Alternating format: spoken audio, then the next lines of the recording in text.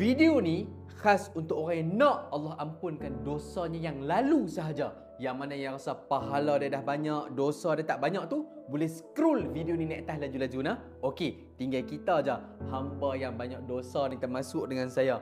Okey, ada satu doa. Siapa yang baca doa ni selepas makan? Apa ustaz? Baca doa ni lepas makan? Ya, Nabi bagi tahu, siapa yang baca doa ni selepas makan, Allah akan ampunkan dosanya yang lalu. Wah, dak betul ni ustaz. Betul dalam hadis Nabi. Doa dia macam mana ustaz? Okey, relax dulu. Tekanlah dulu butang share, butang repost, copy link masuk dalam grup, sebarkan video ni sebanyak yang mungkin. Amboi, nak Allah ampunkan dosa dia seorang je. Orang lain dekat luar sana, anak-anak kita, jiran kita, family kita, kawan-kawan kita, suami kita, isteri kita, bagi video ni dekat semua umat Islam yang ada dekat luar sana nah. Jom kita baca doa ni sama-sama. Tengok skrin tau. Kita baca sama-sama dengan harapan Allah Taala ampunkan dosa kita semuanya yang lalu ataupun yang akan datang. Tapi baca doa ni selepas makan nah, sebab Nabi bagi tahu baca doa ni lepas makan Allah ampun dosa yang lalu. Okey, jom tengok skrin, kita baca doa ni sama-sama.